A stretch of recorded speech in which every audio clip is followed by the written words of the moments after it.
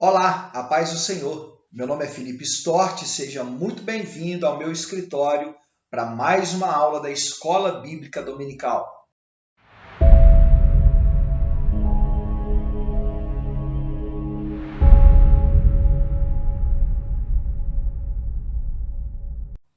E na lição deste domingo, dia 30 de janeiro de 2022, vamos estudar sobre como ler as Escrituras. What? E aí, você sabe ler? E se eu disser para você que o brasileiro, de uma forma geral, não sabe ler? Mas eu não estou falando de analfabetismo, eu estou falando de pessoas alfabetizadas, mas que não conseguem compreender aquilo que está lendo. Ora, na Bíblia, a gente tem algo parecido com isso. Um etíope do alto escalão da realeza estava lendo o livro do profeta Isaías, mas não entendia. Foi preciso, então, que Filipe o ajudasse nessa missão. Na lição de hoje, nós vamos te ajudar nessa missão também. Nós veremos a importância das técnicas de interpretação bíblica como ferramenta de aprendizado para o crente. Passemos, então, ao primeiro tópico da nossa lição, que tem por título: A Bíblia precisa ser interpretada. E, em primeiro lugar, nós devemos compreender a importância de um termo, exegese, para a correta interpretação bíblica. Eu não entendi o que ele falou. Mas, professor, o que é exegese? Ora, como o próprio comentarista da lição ele deixa claro, exegese é uma palavra que tem a sua origem na língua grega. Na verdade, é a junção de duas palavras gregas, ex, fora, e agen, guiar. Sendo assim, exegese significa guiar para fora, no sentido de extrair a ideia primária de um texto, ou seja, certificar-se do real significado que o autor quis dar ao texto que ele mesmo escreveu. Ah, agora eu entendi! Agora eu saquei! Um famoso dicionário bíblico de língua inglesa nos apresenta a seguinte definição para o termo exegese. Ele diz que é o processo de estudo cuidadoso e analítico de passagens bíblicas realizado para produzir interpretações úteis dessas passagens. Idealmente, a exegese envolve a análise do texto bíblico no idioma de sua forma original ou mais antiga disponível. O objetivo da exegese é conhecer nem menos nem mais do que a informação realmente contida na passagem. A exegese, em outras palavras, não valoriza a especulação ou a inventividade. Novidade na interpretação não é valorizada. E aí você pode perguntar, qual é a principal barreira de interpretação bíblica? Como é que a gente vai saber disso? Olha, no processo de interpretação bíblica, há uma grande barreira para o leitor comum. Ele lê a Bíblia com as ideias dele prefixadas. Por exemplo, deixa eu esclarecer isso para que você tenha uma ideia. Você deve conhecer alguém que diz a respeito de um texto: eu sempre aprendi assim. Esse tipo de leitor, normalmente vai até a Bíblia com essa preconcepção que o impede de enxergar as verdades do texto. O bom exegeta é aquele que consegue se esquivar dessa barreira, e é por isso que, para fazermos uma boa interpretação bíblica, é indispensável o uso de bons métodos exegéticos, que aprenderemos daqui a pouco, além de nos esquivar dessas preconcepções existentes em nossa mente. Nessa altura, creio que você já está ansioso para saber quais são os métodos exegéticos para uma boa interpretação da Bíblia. Mas calma lá que a gente vai chegar lá. Antes, primeiro é preciso saber quais são os pressupostos pentecostais para ler a Bíblia. E é sobre isso que nós trataremos no segundo tópico da lição. Segundo tópico da lição, pressupostos pentecostais para ler a Bíblia. Bom, é importante ressaltar que nós pentecostais lemos a Bíblia muitas vezes de forma diferente de alguns irmãos reformados. Isso porque nós pentecostais lemos a palavra de Deus como quem a vive, no sentido daquele que a experimenta. Os pentecostais, portanto, enxergam na Bíblia mais do que palavras. Eles veem a sua própria vida. Por esta razão, e a título de exemplo, é que nós cremos na continuidade dos dons espirituais. É uma característica nossa, pentecostal, que vivemos o que está escrito na Bíblia. Mas se parássemos somente por aqui nessa aula, daríamos munição para que os nossos irmãos reformados nos acusassem, como eles fazem, de que nós somos apenas o povo da experiência. Mas não é bem assim. Isso porque, acima de tudo, os pentecostais são o povo da palavra de Deus. O que, aliás, é o que propõe nossa revista desse trimestre. Aí sim! É por essa razão que, embora creiamos na atualidade dos dons espirituais, os nossos mestres nos ensinam a se guiar pela Bíblia e não por profecias. Então, vamos recapitular o que nós estamos dizendo aqui acerca de algum pressuposto pentecostal. Os pentecostais veem na Bíblia a autoridade absoluta. Ela é a nossa regra de fé e prática cristã, a qual está acima de tudo e de todos. Nós pensamos como Paulo em Gálatas 1,8, quando disse: mas ainda que nós, ou um anjo dos céus, pregue um evangelho diferente daquele que lhes pregamos, que seja amaldiçoado. Ora, se nem Paulo estava acima da palavra, cremos que ninguém ou que nada está acima dela. Precisamos ressaltar aqui mais um pressuposto pentecostal, que é a importância da iluminação do Espírito Santo no processo de interpretação da Bíblia. Embora essa lição ela se proponha a nos ensinar alguns métodos de interpretação bíblica, nós pentecostais afirmamos acima disto a importância da iluminação do Espírito Santo.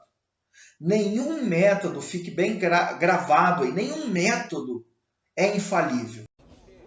Você tá falando sério? Ih, rapaz.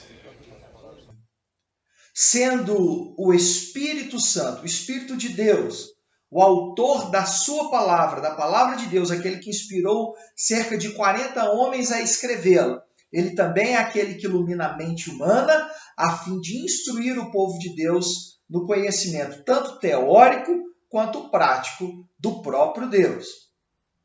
Então veja, embora que isso seja verdade, nós temos que reconhecer que há alguns pregadores, em nosso meio que dizem receber revelações especiais do Espírito Santo, daquilo que está escrito na Bíblia.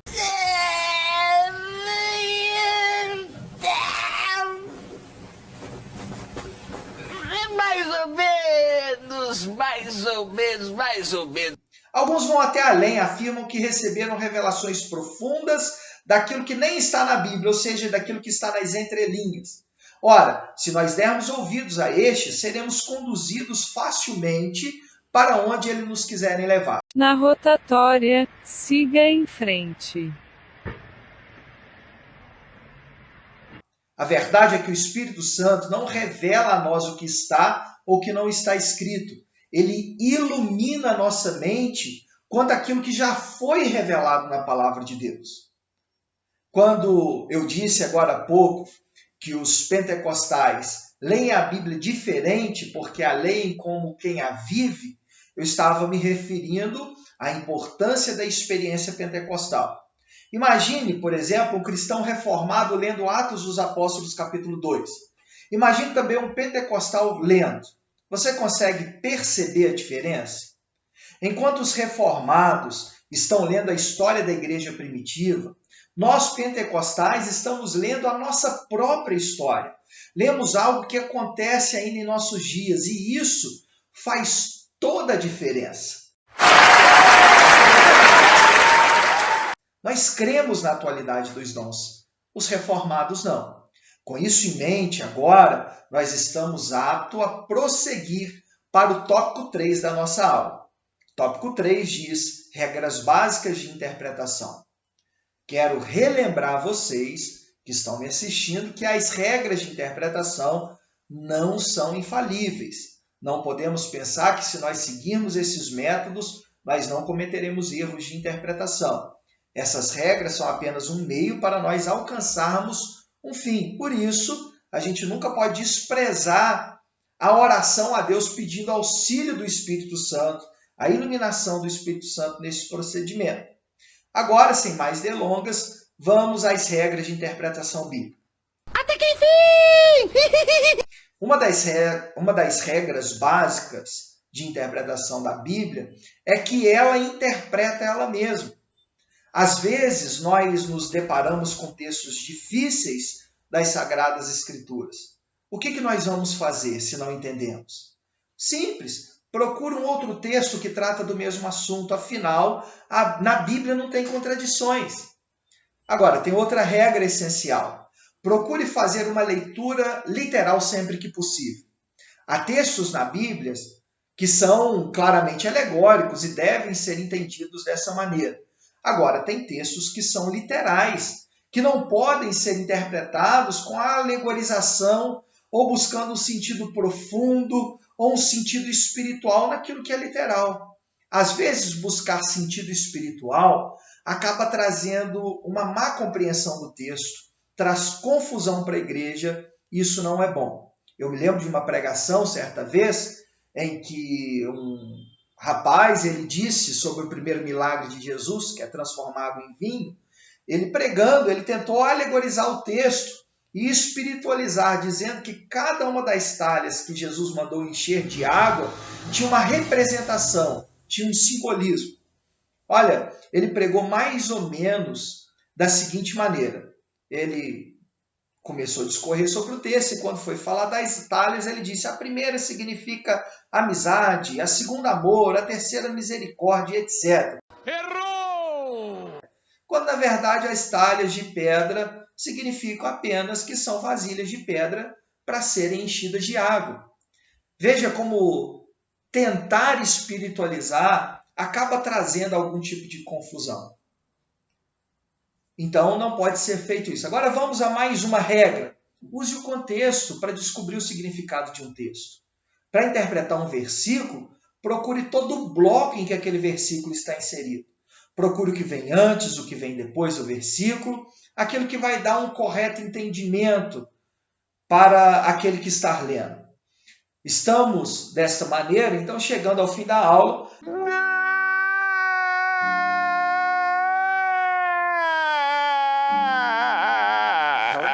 Tem muitas regras exegéticas a serem usadas, mas vamos a mais uma. Um texto não pode significar para você o que jamais significou para os seus leitores originais. Um texto não pode significar para você o que não significa para os leitores originais. Por exemplo, em Apocalipse 3, 15 e 16, Jesus disse: eu sei as tuas obras, que nem és frio nem quente, tomara que foras frio ou quente. Assim, porque és morno, não és frio nem quente, vomitar-te-ei da minha boca. Jesus está falando para a igreja de Laodiceia. A pergunta é, o que Jesus queria dizer com ser frio, morno ou quente? Pense um pouco. Ainda que aqui nós precisemos de um contexto histórico, principalmente geográfico, para entendermos o sentido desse texto, nós podemos claramente dizer o que não significa nesse texto ser frio, morno ou quente. Certamente eu posso dizer a você que a igreja de Laodiceia não era morna porque não dava glória a Deus durante o culto. Sabe como é que eu sei disso? Não sei. É muito simples, irmãos. Porque essa ideia de mornidão com a igreja que não dá glória é recente, é nossa.